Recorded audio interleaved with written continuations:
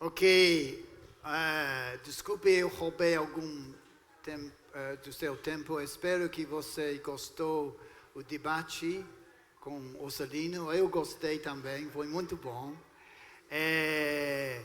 Ok, vamos para módulo 4. De verdade, nós vamos continuar esta ideia de lendo a Bíblia no seu contexto, mas com uma perspectiva um pouco diferente.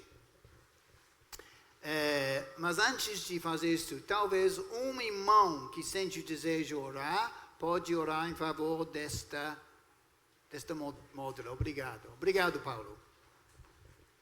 Nosso amado Deus, nosso eterno Pai, graças te damos por mais um dia que nós temos recebido do Senhor, a vida, a saúde, esperança, alegria no nosso coração de pertencermos à tua família também, sermos chamados de filhos. Nós te louvamos nessa noite mais uma vez por podermos estar aqui, todos nós, e estarmos nesse estudo com o desejo de aprender ainda mais da tua palavra.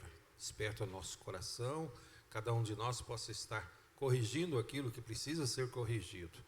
Aponte também, ó Deus, o pecado do nosso coração também, para que nós possamos cada dia mais estar confessando esses pecados diante do Senhor. Nós entregamos o nosso irmão Simon, tudo que nós estamos fazendo juntamente com ele também, na tua presença nessa noite, para que o Senhor use cada um de nós depois, quando sairmos daqui. Em nome do Senhor Jesus, nós te agradecemos e oramos. Amém. Amém. Ok. Bom, vamos para o módulo 4. A intenção, como ler a Bíblia melhor, a intenção do autor. A mensagem de cada livro da Bíblia tem uma interpretação objetiva, baseado na intenção do autor inspirado. Quando nós dizemos que a Bíblia tem uma interpretação objetiva, nós estamos dizendo que tem uma interpretação que não muda de leitor para leitor. Ou seja, não é uma interpretação subjetiva ou pessoal, ok? A interpretação é baseada na mente do autor que escreveu o livro, ok? Não baseado nos meus pensamentos. A minha responsabilidade como leitor da Bíblia não é para criar a verdade. A minha responsabilidade é para descobrir verdade, ok? Então, interpretações subjetivas são contra desta regra de interpretação, que a gente está em busca da interpretação objetiva, ou seja, aquela interpretação que vem da mente do autor. Isso significa que só tem uma interpretação, ok? Não tem várias, nós já falamos isso. A aplicação da interpretação pode mudar pessoa a pessoa, porque as suas circunstâncias são diferentes as minhas circunstâncias. Sim, a aplicação é pessoal, é subjetiva, mas a interpretação é objetiva, fora de mim, não dependendo das minhas circunstâncias, ok? Isso é muito importante, porque a nossa aplicação tem de ser baseado na interpretação objetiva. Então, embora a sua situação, vamos supor, vamos explicar, vamos dizer que a Bíblia tem uma promessa que Deus está comigo, ok? Não vai me abandonar. Hebreus 13, não vai me abandonar, ok? Bom. Sim, ok. Tem aquele sentido objetivo que Deus não vai me abandonar, ok? Mas talvez você está passando um problema financeiro, ok? Na sua situação financeira, você pode depender daquela promessa. O Senhor não vai abandonar você, ok? Talvez eu estou passando um problema de doença, ok? Também. A promessa é objetiva, o Senhor não vai me abandonar, mas a minha situação é diferente da sua. Então eu estou aplicando para a situação de doença, você está aplicando para a sua situação de falta de dinheiro, ok? Então, o sentido é objetivo, a aplicação está sempre ligado com a interpretação. Por favor, não é separado. É resultado da interpretação. Mas é individual. Ok? Mas nós ainda estamos considerando a interpretação. Existe um perigo o leitor pode ter de ter uma interpretação subjetiva. E há pelo menos 2 motivos para se preferir uma interpretação pessoal, subjetiva. Vamos para o nosso primeiro motivo para se preferir uma interpretação pessoal. O problema de pressuposições. Uma pressuposição é uma ideia que eu já formei na minha mente. Já existe na minha mente, eu estou supondo que é verdade. Uma pressuposição.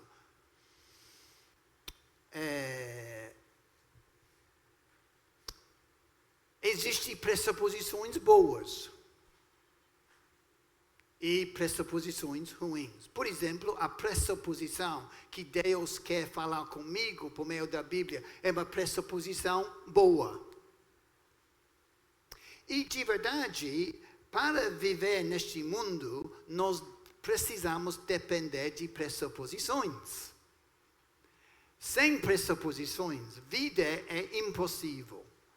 Por exemplo, quando eu peguei o avião para vir ao Brasil, eu peguei em Londres. Eu voou de Latam, ok? Para São Paulo. Quando eu entrei no avião, eu não tentei falar com o piloto para ele verificar o diploma que ele tem e a experiência dele como um piloto. Não. Eu pressuponho que Latam já verificou as qualificações do piloto e que ele tem a experiência para me levar ao Brasil em segurança. De verdade, a minha pressuposição foi válida, porque estou aqui, por bem ou mal, dependendo do seu ponto de vista. Mas eu estou aqui, ok? Então, nós precisamos pressuposições. Mas, às vezes, quando nós estamos lendo a Bíblia, as nossas pressuposições impedem nós descobrindo verdade. Nós dependemos da nossa pressuposição, ou seja, nós interpretamos uma passagem pela lente das nossas tradições ou convicções já formadas.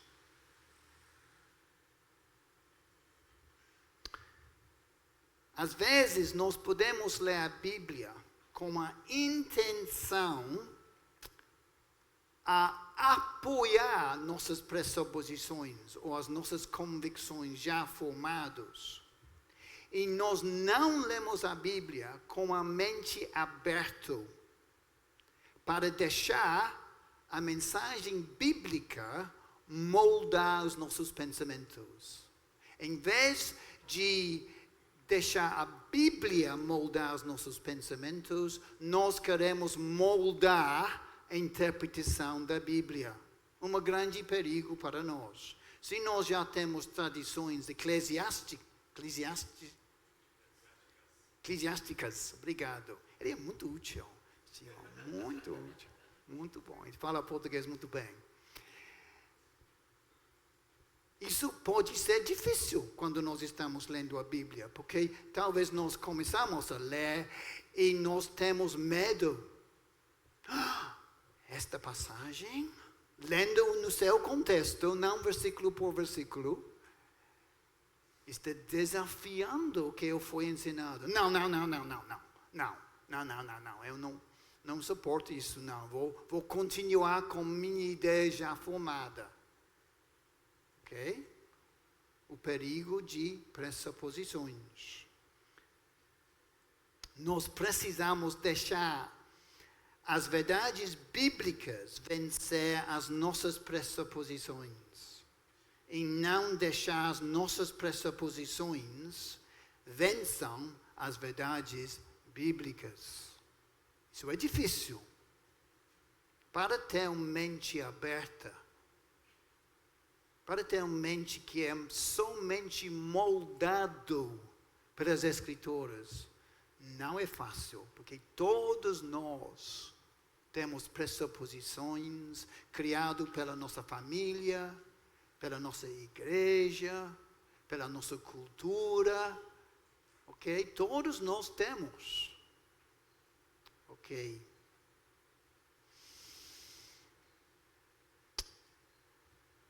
Você lembra que o Senhor entrou em debates difíceis com os fariseus sobre o sábado.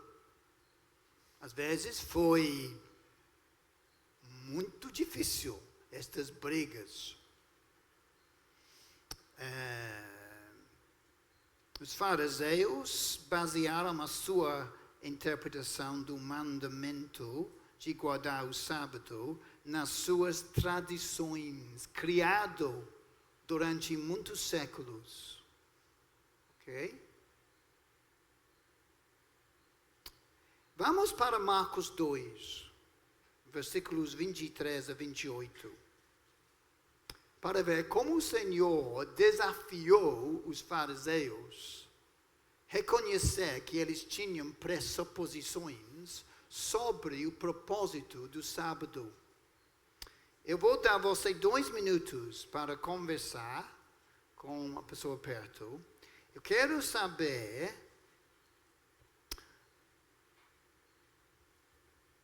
como o Senhor mostrou. Tem 3 razões. O Senhor mostrou os fariseus, os religiosos, o erro deles. Como o Senhor fez isso? Como Ele fez? Olha, versículos 23 e 28 de Marcos 2. Tem 3 razões o Senhor usou para mostrar os fariseus, eles tinham uma pressuposição sobre o sábado. 2 minutos.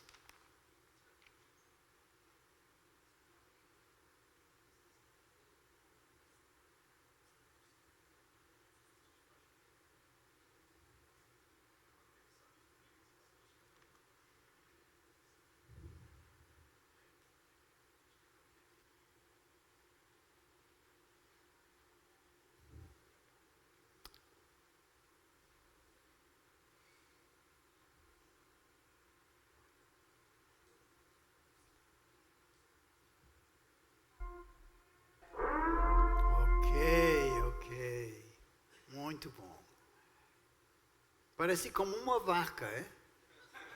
Parece um pouquinho. Muito bom. Ok. Como o Senhor mostrou os fariseus que eles estavam mal interpretando o propósito do sábado. Os fariseus já tinham uma opinião formada, né? Sim. Como o Senhor mostrou para eles que eles mal interpretaram, realmente, e tinha uma pressuposição. Sim. Primeiro, ele citou o exemplo de Davi. Vamos parar lá. Pode falar um pouquinho mais sobre isto? Sobre isso, Sim. Davi e seus soldados, fugindo de Saul, passou na casa de Abimeleque, que era o sacerdote, e ali ele comeu do pão e pegou a espada de Golias. Sim. Então, o que Deus queria mostrar com esse exemplo é que Davi estava necessitado, precisava de comer, e porque era sábado ele ia deixar de fazer? Não, ele se saciou para continuar a coisa. E muitas das vezes os fariseus tornavam o sábado como se fosse algo imutável. Se você precisasse comer, por exemplo, precisar andar de uma esquina a outra para buscar um pão para comer, você não poderia, você tinha que morrer de fome porque é sábado. Muito então, bom. para mim, esse é o primeiro ponto. Muito bom, bem explicado. O Senhor pegou o herói dos fariseus. Tinha 4 heróis. Um deles foi Davi. Davi, embora a situação não foi a sábado, foi sobre aquela pão santa que só os sacerdotes podiam comer. Davi estava com muito fome, com os colegas dele. Olha o que aconteceu. O sumo sacerdote permitiu Davi comer este pão que somente os sacerdotes podiam comer. Então, aquele sumo sacerdote naquela época entendeu que Deus é um Deus de realidade. Ok? Então, a necessidade humana foi mais importante do que guardar o simbolismo. Sim, sim. Ok? Então, o Senhor diz, olha, você está fazendo exatamente a mesma coisa. Você está criticando os discípulos, meus discípulos. Eles estão com muito fome. Bom, segunda maneira que o Senhor mostrou. O propósito em si da criação do sábado foi instituído para servir o homem. Sim. Como sendo, para trazer benefício. Aí quando eu utilizo isso, que é para ser um benefício, descanso, consagração e tal, para ser uma restrição que pode resultar na morte da pessoa, vamos considerar assim, porque é alimento, é fome, aí eu estou invertendo, eu estou colocando ele acima da própria obra-prima de Deus, que somos nós. Então, muito bom. Aí eu estou distorcendo o propósito dele ter sido instituído. Muito é para servir a criação e não para escravizar com a regra que impede de se alimentar. Isso não é trabalho, né? Muito bom, muito bem explicado. Sim? Ele fala também que o homem veio primeiro que o sábado, e o sábado veio depois. Então, por exemplo, o homem é muito mais importante do que o sábado. O sábado tinha um propósito justamente de descanso para os homens que trabalhavam na colheita. Então, muitas das vezes, por exemplo, Jesus curou pessoas no sábado, eles se escandalizavam. Sim. Então, qual que é mais importante? Eu seguir o sábado ou fazer a vontade de Deus, pregar um evangelho, salvar alguma pessoa? Tem uma pessoa morrendo na minha frente num sábado. Eu vou deixar de salvar a pessoa e deixá-la morrer porque é sábado? Aí eu vou ser... Se eu ajudar, eu vou ser descumpridor do sábado. Se eu não ajudar, eu vou ser um assassino porque eu deixei a pessoa morrer na minha frente. Ok, muito bom. Então, excelente. A gente tem de voltar para Êxodo 20, quando Deus instituiu o sábado como uma ordem, um mandamento. Ok? Lembra a situação? Israel foram escravos em Egito. Eles não tinham nenhum dia de descanso por décadas, nenhum dia de descanso. Deus livrou os escravos da escravidão. E quando eles saíram de Egito, Deus disse que eu vou mandar que você descansa um dia por semana. Feriado. Sabe o que eles disseram? Não, nós queremos trabalhar. Não, eles disseram, aleluia, Senhor. Aleluia. Pela primeira vez, por muitos séculos, décadas, nós não tínhamos uma oportunidade de descansar. Aleluia, Senhor. O Senhor está nos mandando descansar. O DNA dos israelitas foi não para descansar, por causa da escravidão deles. Então Deus está dizendo, eu mando você descansar. Que coisa boa. Então, os fariseus distorceu, inverteu o sábado. Okay. Pressuposições erradas. Terceira coisa que o Senhor disse para mostrar aos fariseus o erro deles.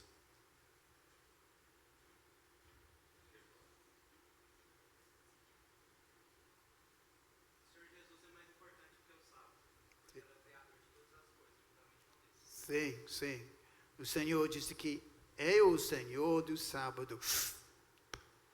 Eu posso imaginar Pedro e João dizendo, não, Senhor, por favor, não fale isto. Pode falar do sábado, o propósito do sábado, mas não diz que tu és o Senhor do sábado. Porque é o que Jesus estava dizendo. Eu iniciei o sábado. Eu sou o Senhor do sábado. Ele estava se colocando na posição de Yahweh. E eu posso imaginar os discípulos, não. Agora nós somos mortos. Ok. Pressuposições, eles podem matar a gente. Sinceramente, seriamente, as nossas pressuposições possam matar a gente.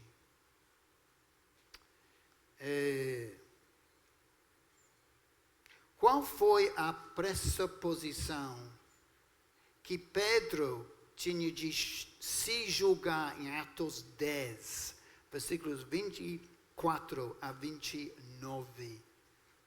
2 minutos para conversar sobre isto.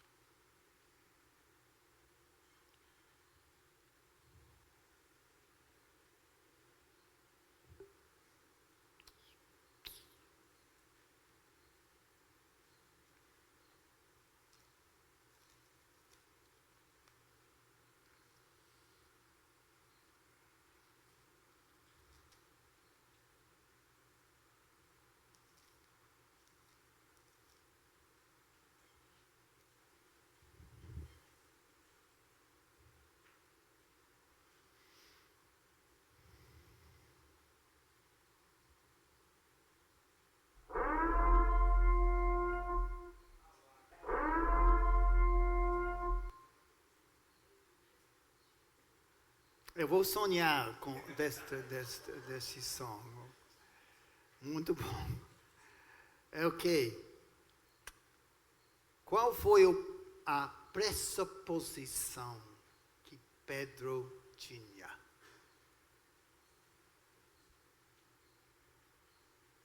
Questão de judeus se relacionar com gentios. Ok. Então, quando Pedro teve a visão do lençol, Sim. descendo dos céus, e que estava ali toda espécie de animais, e que foi ordenado a ele para matar e comer, e ele, como posso eu comer coisa imunda? Sim. Então ele reconheceu, depois de um certo tempo, quando, olha, não chame imundo É. aquilo que Deus criou, aquilo que Deus abençoou. Ok. Então, quando Pedro chegou lá na casa de Cornélio, Sim. então ele entendeu claramente que a salvação é para todas as pessoas, tanto judeus como gentios. Então foi quebrado ali, essa ideia, porque na época o judeu não podia nem se aproximar, de um gentio. Sim. Então Pedro compreendeu. Então nós temos aí uma lição muito clara da graça de Deus, Sim. que ela alcança a todas as pessoas, que em todos os lugares, porque Cornélio era um homem temente a Deus de acordo com o seu pensamento. Ele precisava de mais esclarecimento. Ok. Obrigado. Muito bom. Pressuposto, ele tem uma ideia de que ele tinha autorização para ter uma xenofobia divina. Ele tinha essa autorização para ter esse preconceito. Sim. Ele atribui isso ainda ao intelecto dele como sendo parte da lei. Sim. Sim. Ele chega já com, não, nós temos esse respaldo aqui para Sim. não chegar nem perto, né? Sim. Sim. Verdade, verdade, muito bom. Olha o versículo, isso apoia o que os dois irmãos disseram. Olha o versículo 28. Quando ele chegou a Cornélio, ele disse aqui em versículo 20: vocês sabem muito bem que é contra a nossa lei um judeu associar-se a um gentio, ou mesmo visitá-lo. Pergunta, por favor. De onde, na lei de Moisés, Pedro pegou esta pressuposição?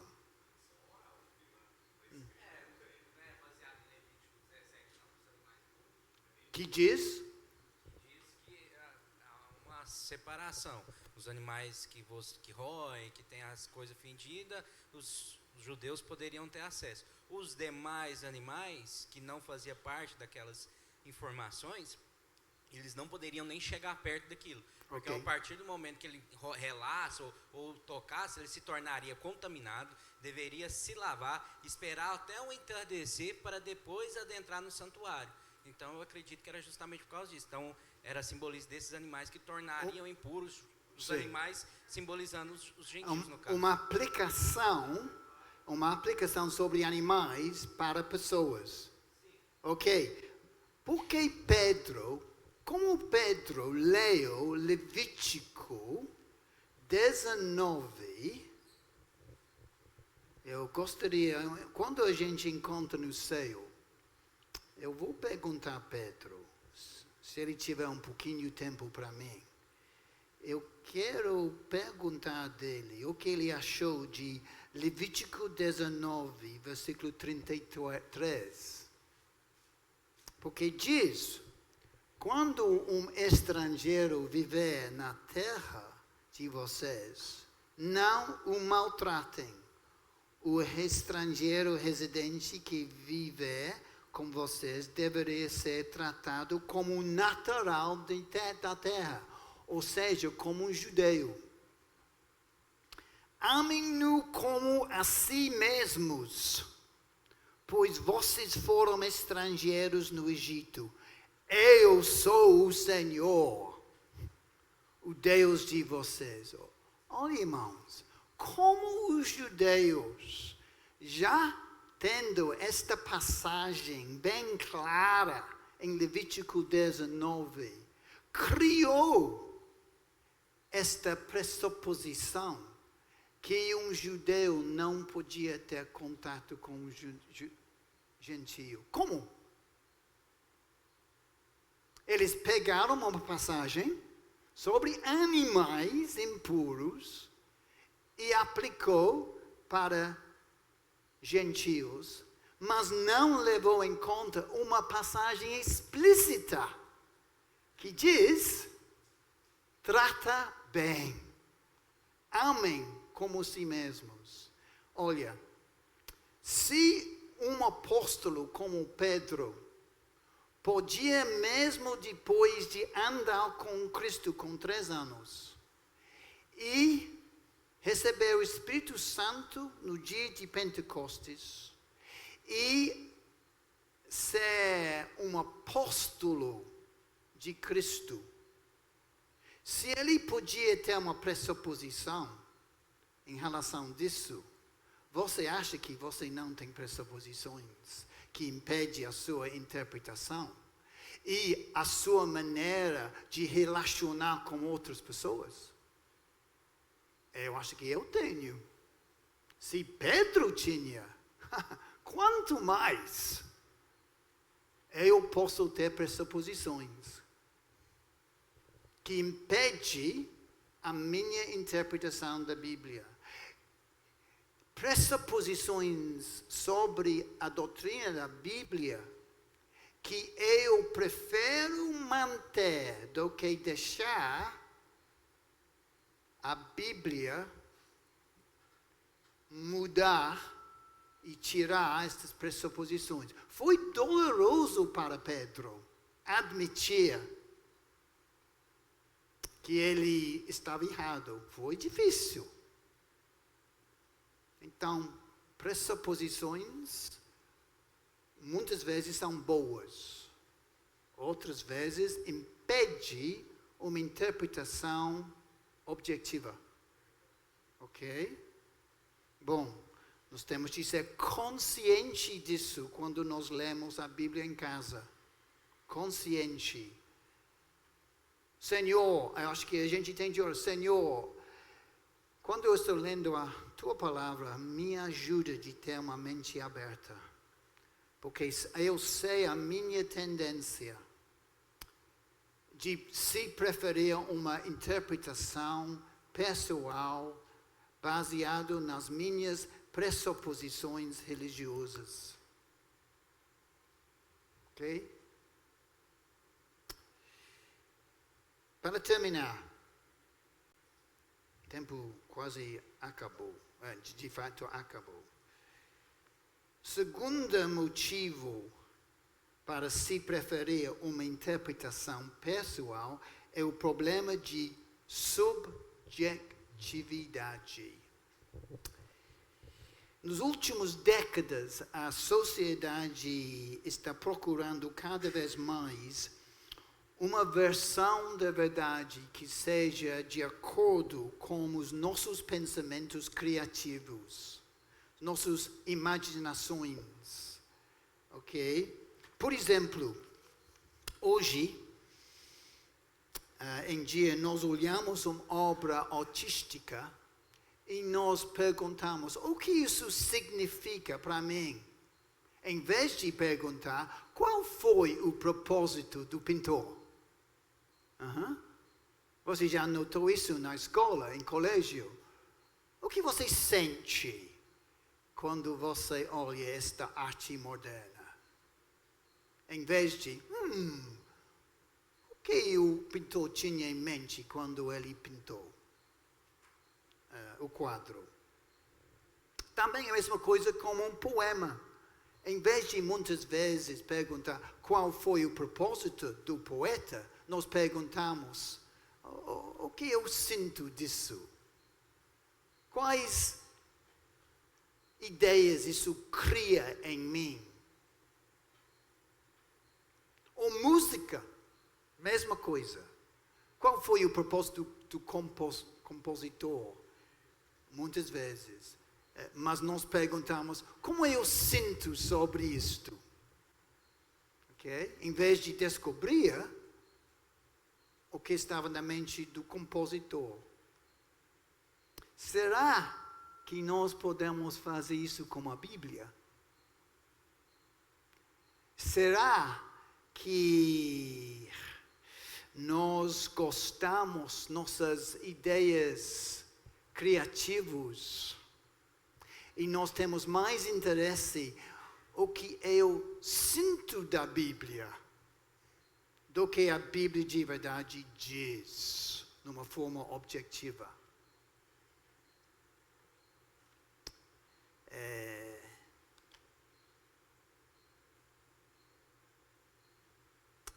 Eu não vou falar muito mais sobre isso, mas eu quero que a gente olhe 2 Pedro, versículo...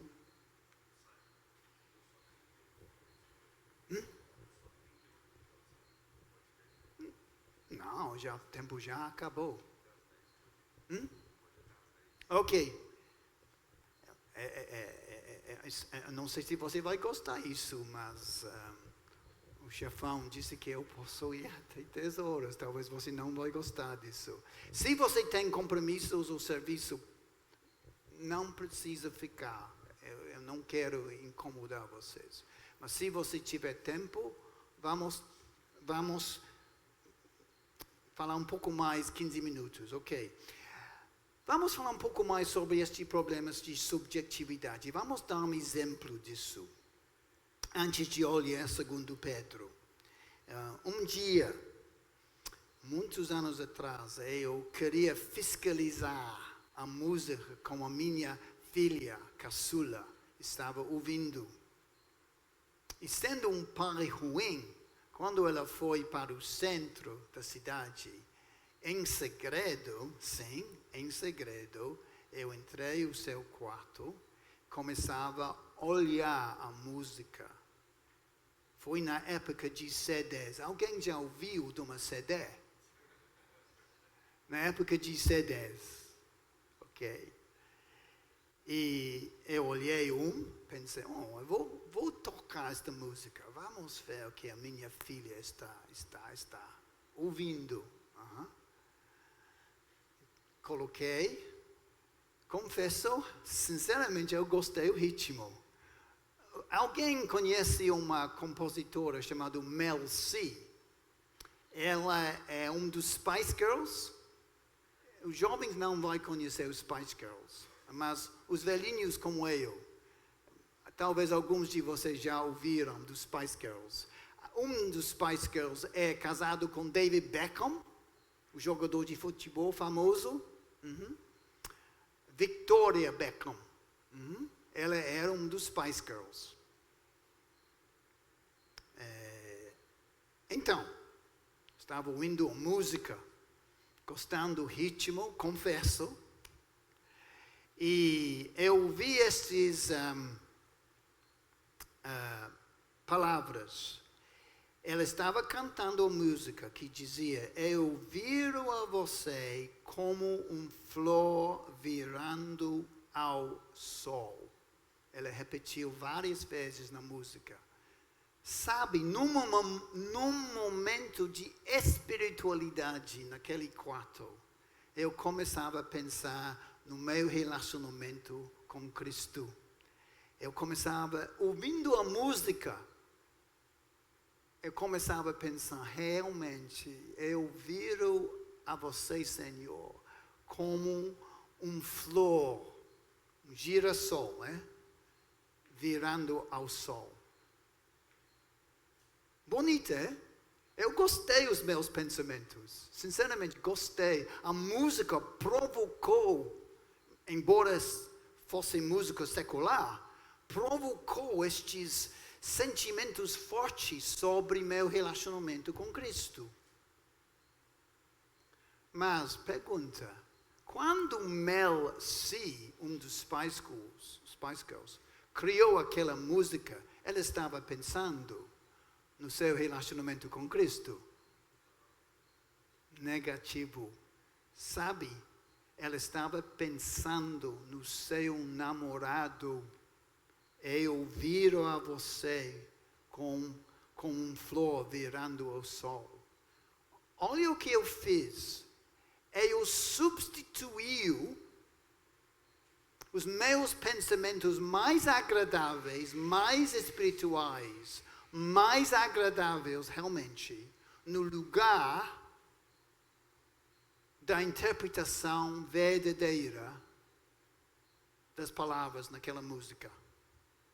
Porque eu preferia os meus pensamentos do que os pensamentos dela. Será que a gente possa fazer a mesma coisa com a Bíblia? Às vezes, interpretando de uma forma subjetiva do que objetiva.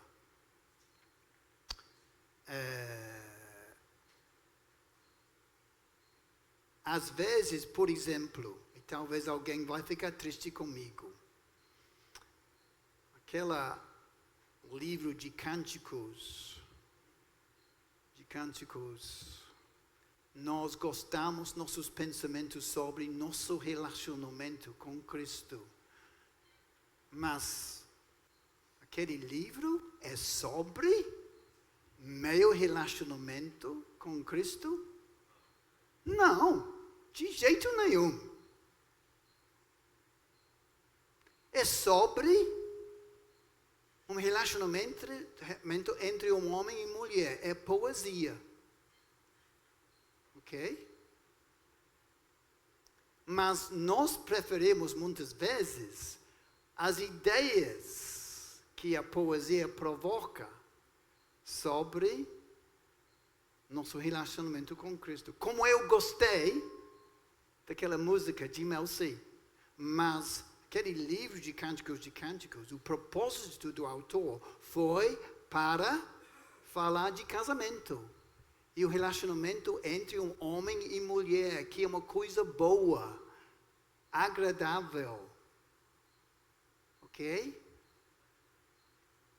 Para mim seria um pouco estranho se não tivesse pelo menos um livro da Bíblia que fala da intimidade entre um homem e mulher que Deus criou para este propósito.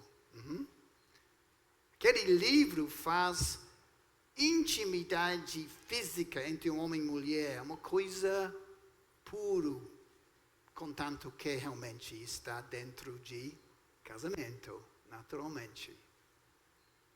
Então, às vezes nós pegamos passagens da Bíblia e criamos as nossas ideias, porque preferimos nossos pensamentos do que qual foi o propósito do autor inspirado. Okay? Vamos para 2 Pedro, capítulo 1, versículo 20 a 21. Alguém possa ler? Sabendo primeiramente isto que nenhuma profecia... 2 Pedro 1 e 20. Sabendo primeiramente isto que nenhuma profecia da Escritura provém de particular elucidação, porque nunca jamais qualquer profecia foi dada por vontade humana. Entretanto, homens santos falaram da parte de Deus, movidos pelo Espírito Santo. Muito bom. Estou ouvindo o que Pedro diz. Nenhuma interpretação da profecia é uma interpretação pessoal. Ou seja, Pedro está ensinando na carta dele sobre interpretação bíblica, que é uma interpretação objetiva, não subjetiva. Nós temos uma passagem explícita dizendo isso sobre profecias no Velho Testamento. Ok?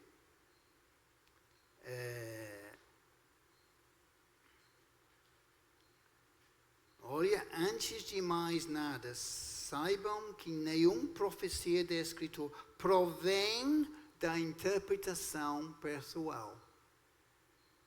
Pois jamais, olha a linguagem dele, jamais a profecia teve origem na vontade humana.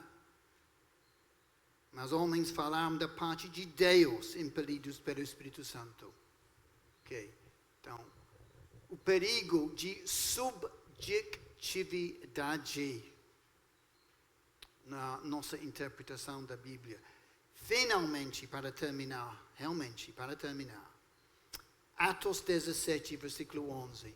Porque os berianos, os judeus de Beria, eram mais nobres do que os judeus de Tessalonicenses, a sinagoga de Tessalonicenses.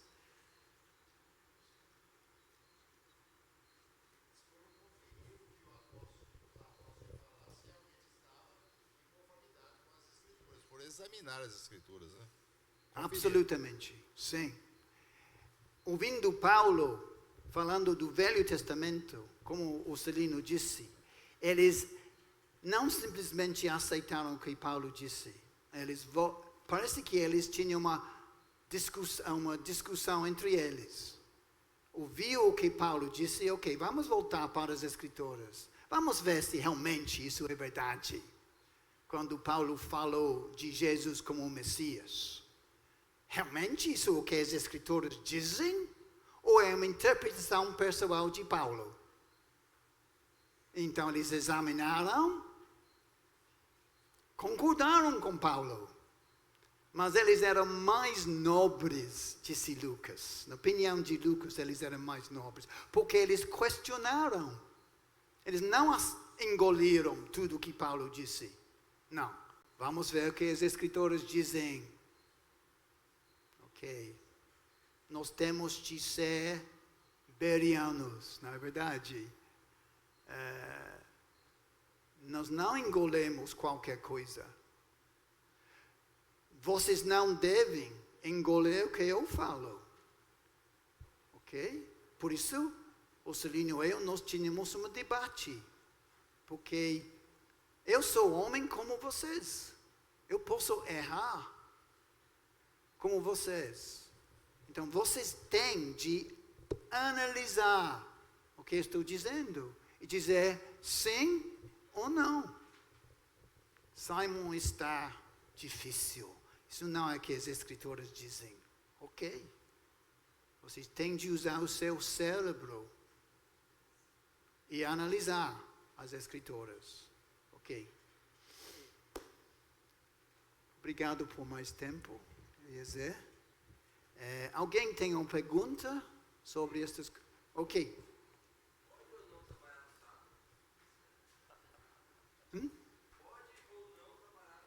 O que você acha?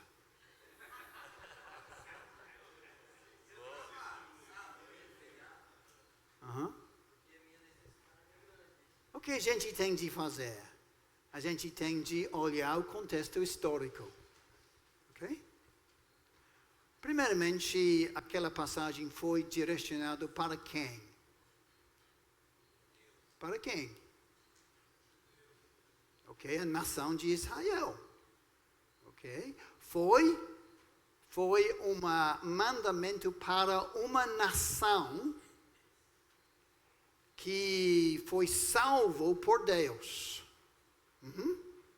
Uma coisa nacional que cada indivíduo precisava guardar. Ok? E o sábado foi qual dia?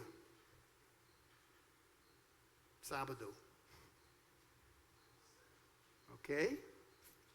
Deus escolheu o sábado como um dia de descanso. Ok? Depois a gente tem de olhar, tem outras coisas na nova aliança, a gente tem de comparar. Então, olhando o contexto histórico, olhando o contexto literário, olhando as possibilidades das nossas pressuposições, sendo consciente disso, a gente vai chegar a uma conclusão. Ok? Alguém outra? Ok. Obrigado pela sua participação.